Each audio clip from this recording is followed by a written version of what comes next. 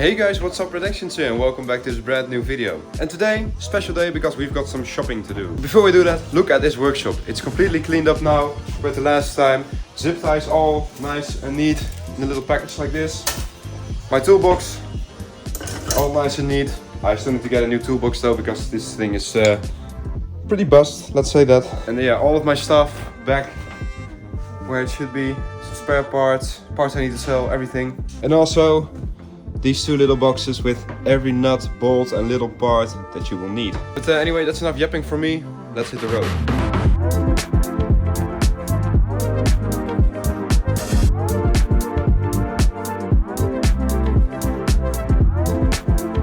Well guys, we are here. And you probably don't know where it is, but let me show you. Well, we are at Sherman BV to pick up a kart, but I'm not telling you what kart yet. But here we have someone who could tell you what it is. Hello. As you can probably tell by his jacket already, but we are going to pick up a brand new Tillotson T4 kart. Well, pretty much brand new, everything apart from I think the seat and the tires. Yeah, I think you can guess what we are going to use this for, right Pim? Yes, I guess so. Yeah. We've got a brand new cylinder head on there. We've also got a new type of ignition. We already ran it last year in the Netherlands, but now it's worldwide. This company is basically the heart of karting in the Netherlands. Everything that has to do with karting, but also ATVs, tires, is done right here. And actually something interesting that we have right here is a little bit of a visualization of how a tire is produced. I think this is how, one of the first steps in the production process. No, actually this is called a green tire. Yeah. It's a complete finalized tire. So basically all the different types of compound are already on this green tire. And you put it in the vulcanization machine in the molds. And when the two halves come together, they go for a certain amount of time and temperature in the oven. So this is just half a tire? Or? This is a full tire. Okay, yeah. When it comes out of the mold, your racing tire, or in this occasion it's a rental tire, it's ready. So you see the V1 and also the V1 here. So this is exactly the same tire before and after the curing process in the molds. Oh wow, that's not something you see every day, of course, when you're just and you can someone feel who drives. The rubber is also now really soft compared to when it comes out of the mold, when it's vulcanized. It's of course a lot more compressed. Yeah.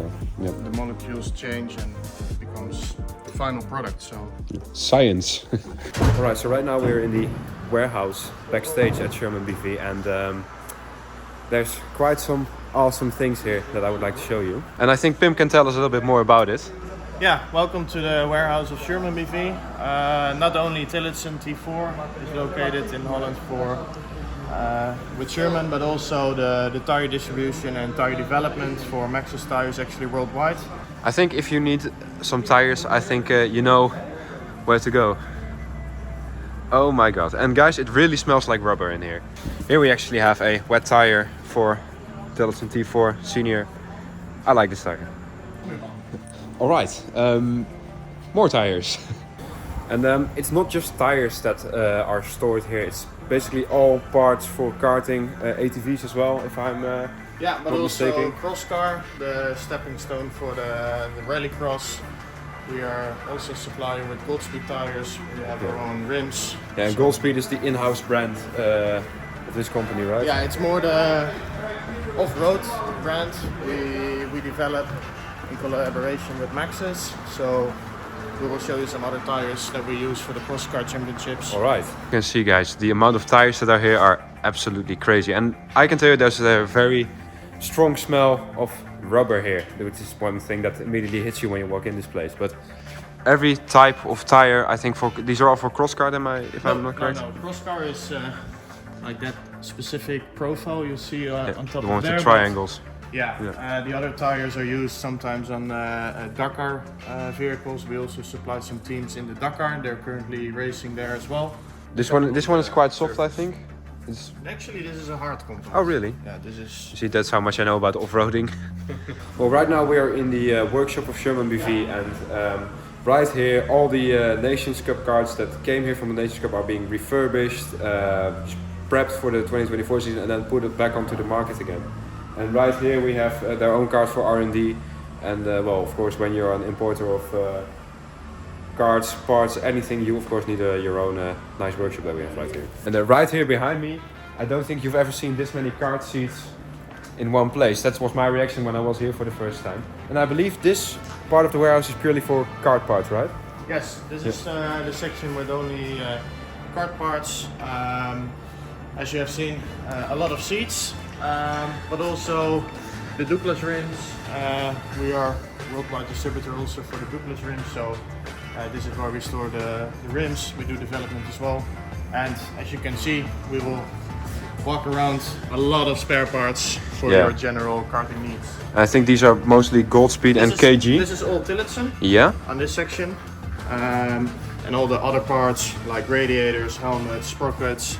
We have our own brand of sprockets, but also chains, DID chains. Yeah, like a lot of general stuff. Yeah, here you can see, I think these are also universal parts that we see here, like seat stays, extra bars that you could use for whatever, yeah. So we actually don't sell branded parts, so we don't sell official OTK, CRG, Birrell or Kart Republic parts, but we sell more the universal parts for the carts. Except for tillotson, of course. Yeah, tillotson is one of the few that we have. That's everything that you see here. Yeah. And here we have KG parts. The bumper, of course, that's a big hype right now. Pretty much everyone is rocking one of these front bumpers. And here, brake pads for every type of kart. Really, if you need anything, you can find it here basically. Visors, anything. Anything and everything. AMP wheels, sprockets, and of course, one of the most famous extreme sprockets. Yes, I have a few of those in my workshop actually. Chains for days. Like this one is 110, which is what we probably never use in rotax, at least I don't. Here we have the Douglas Special SE wheel. And I think if you know OTK rims, this has a familiar shape. Oh my god, I just bought a brand new T11 VTI, but this is a lot more flexible. Can I feel it? Yes. Oh my god.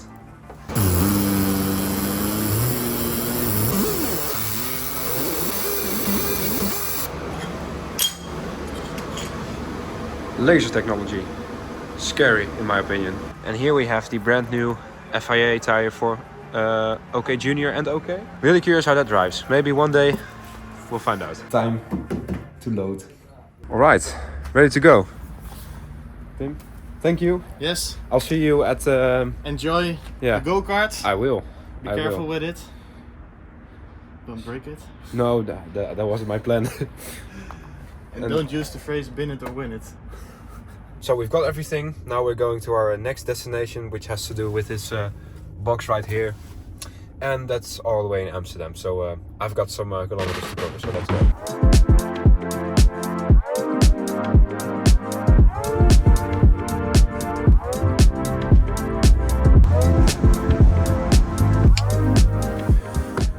We have arrived. Let me get the stuff in there first and then I'll be back. Alright guys, welcome to Zwanenburg, a small village near Amsterdam, and I am now at Jacco's workplace, our engine guy, and let's just say he has a few engines in stock, working on all of these, testing the new cylinder which we have here. One negative about it is that it actually has corrosion quite quickly, so that's not nice. Here we have a lot of new cylinders being tested, everything. We have the dyno room, just to get the maximum power out of it, and yeah, some historic engines, helmets from drivers from the past. Really cool, really cool. And this one belongs to me now. Yeah. Tillotson, check. Exhaust, check.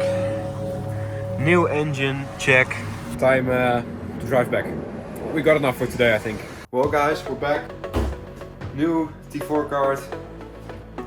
OTK we had last year. Ready for 2024.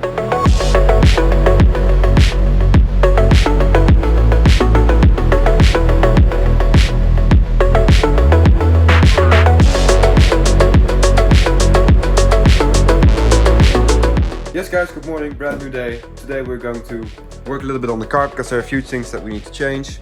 For instance, there needs to be oil in the engine. I need to take the engine off because I have to complete this engine because this is the one that we used in the T4 Nations Cup. I also have to kind of de-rust this thing because it's very rusty. And also just some small things like the steering wheel. I don't feel like it's in the right position because when you look at this one and then compare how it is in my rotax, you see that yeah, the position is not quite the same. So we need to be changing that. Also, footrest. Yeah, I usually race with the footrest because it just helps me control the pedals a little bit better. I don't actually know how this one works. I think it's supposed to go like this. And also stuff like putting the racing numbers on there. So yeah, we've got plenty of things to do, so let's start. Welcome back to the workshop, and it's maintenance POV time. It's been quite a while since my last video on kart maintenance, so let's dive right into the tasks at hand. First things first, before tackling any work on the kart, it's crucial to remove the wheels. Safeguard them by either placing them in a tire bag or wrapping them in plastic to prevent the tires from drying out. I've successfully stored tires for over a year using this method, and they were still in great condition when reused. The kart I'm currently working on was obtained from Sherman BV, where it was assembled. While I completely trust Sherman when it comes to assembly, it's always a good practice to inspect a newly acquired kart, regardless of the assembler. One of the first checks is the wheel alignment. Utilizing a laser attached to both stop axles, I took a look at the alignment and found it needed adjustment. The alignments of the wheels were tweaked accordingly, a process that varies among mechanics. I prefer the method you see here, which I learned at the T4 Nations Cup. Simultaneously, I decided to adjust the position of the steering wheel. Changing the position of the steering wheel affects the wheel alignment, so it's practical to address both tasks simultaneously. Once the adjustments were complete, the next step was to reinstall the wheel hubs onto the kart.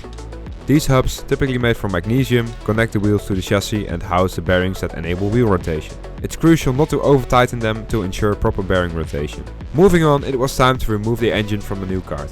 First and foremost, I needed to add the required amount of engine oil. Measuring out approximately 500 milliliters into a beaker, pouring it into the engine through a designated hole and sealing it with the cap was a straightforward process. We then put my other engine side by side with the new one. By doing this, I had a perfect example of how I had to mount all the new engine parts to my older engine. Skipping ahead through the magic of editing, we quickly mounted the clutch, exhaust manifold, exhaust wrap, intake and carburetor on the Nations Cup engine. Additionally, we had an older, rusty exhaust that needed attention. To combat the rust, I grabbed a piece of Scotch-Brite, absolutely doused it in WD-40 and thoroughly cleaned the exhaust. And even though the movements looked kinda funny, the exhaust looked a lot better after removing the rust residue with a clean cloth. With the engine related tasks sorted, attention turned to chassis modifications, starting with the application of grip tape on the engine side of the chassis. This not only prevents the engine from sliding back and forth during track time, but also protects the paint. We're not quite done with tape yet, as we use this red electrical tape to secure parts that might come loose due to vibrations. Two examples of these are the bolts holding the sidepod parts and fuel hose holders.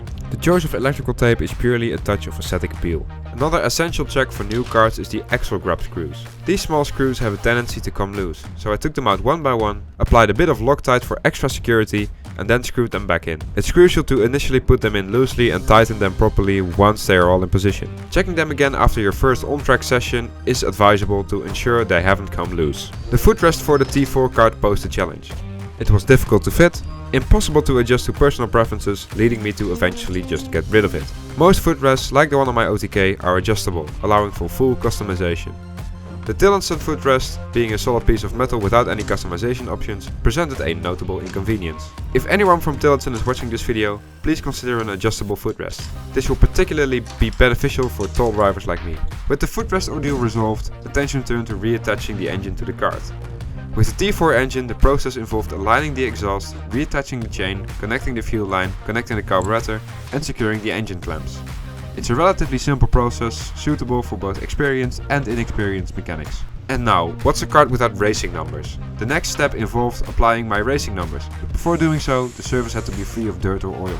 And we make sure that that is the case by applying some brake cleaner to a cloth and then rubbing the entire sidepod. Using reference points in the livery, I aligned the stickers into the correct position. And this might seem easier than it is, especially for those doing it for the first time. Pro tip for first timers, start at the top or bottom and rub the sticker into position using a cloth, like this. This method ensures a proper, bubble-free adhesion. The final modification involved adding sweatbands to the kart. And you might be thinking, Red, this is a kart. Why the f does it need sweatbands? Don't worry, I'll get to that. The process began by removing the front stub axle, sliding the sweatband onto the chassis and then reattaching the stub axle. We then slide it back onto the stub axle mount, resulting in this contraption. This clever addition not only prevents the dirt from entering the mechanism, but also conceals the front ride height and caster setup for prying eyes. We easily install it on the other side as well, and that was that. With the tillotson kart now being pretty much ready to race, it was time for some minor work on my OTK. Starting with the cleaning of these absolutely crusty magnesium rims, here's another karting life hack for you. We start off by using fuel for cleaning and then WD-40 for polishing. The result? Rims that looked almost brand new. One of my favorite activities followed, putting tires on rims. The process starts with screwing in beadlock screws halfway so that they only just peek out on the other side. We then apply a generous amount of tire paste on the rim of the tire. Tire paste not only helps you with mounting the tire, but it also ensures that the tires won't leak when you're out on track, by properly sealing off any tiny gaps that might occur between the tire and the rim. The next step consists of placing the rim on the tire at an angle like this and pressing down firmly. This shouldn't take too much force, and if it does, try a slightly different angle. We then turn the tire upside down and press down on this side of the tire, creating folds to change the shape of the hole. Take your left hand and press this side firmly against the left side of the tire. Then with your other hand, try to push the other side of the tire down and counterclockwise. With 2 or 3 small pushes, the tire should pop right into position. Now I have to say, the tires and rims that we use in this video are quite easy compared to some other products. Even with that being said, this method should still work on pretty much any tire and rim. To prove all of you guys, I will make a video in which I will take some very hard tires and rims and do it the same way. Keep an eye out for that video, it will come sooner or later. Time to inflate. Personally, I use this little battery powered tire pump by Works, as it's strong enough to get the tires onto the rim. Connect the pump to the valve, set the tire upright and just keep blasting the tire with air. After a while it should pop right into position on both sides, after which you should take out one of the beadlock screws and let all of the air back out. Getting a tire onto the rim requires a lot of pressure, and if you leave all that air in the tire for too long it might damage the tire. After you've done that, screw in all the screws and secure them tightly. Now put in your desired tire pressure, repeat 3 times and boom, ready to race. For now I'll just put the tires in this tire bag for storage. To end this day in the workshop, we will mount the new carburetor we bought from Jacco to my old engine. Contrary to the tillotson, there are various types of rotax carburetors out there and they make a huge difference. The mounting process is relatively the same though. Fix it to the intake, solder cable and then mount the air filter, which is a closed airbox on the rotax. And just like that, we've got 2 karts which are completely ready to race.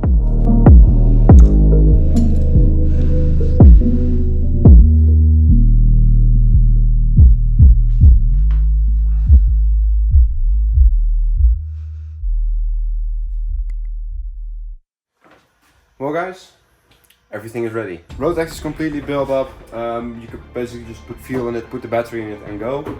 Tillotson is missing its wheels, also is missing the fuel. And also we don't have a lap timer yet for the tillotson, but that will be sorted out before the first race. So yeah, we got completely done customizing this thing, you know, putting stuff like this on, also trying the footrest, which didn't really suit me to be honest. And yeah, the Rotax, I've completely built it up with my old engine. The new one is just over there. You can just see the red tip there, just above my finger. And I basically built it up because I want to get some shots for it for an upcoming video that I'm going to do. And we'll be back on track with the Rotax in about a week time from now. So yeah, exciting times. But anyways guys, with that also comes the end of this video. Now if you enjoyed this video and if you want to see more videos like this, then please consider hitting those like and subscribe buttons. You know, you really help me when you do that. Also just leave a comment thinking about what you think about the new camera, of course, and also about well, doing more videos like this, not just being at the track, but also the things that I do back here in my workshop. Now we still have a little bit of a wait before the season starts, and I can already tell you that the first race of the season will be in this thing, and the last race we had with the Tillotson T4 kart was actually the World Championship. The video of the World Championship is on screen right now. This video is done however, and I'll see you all next time. Peace.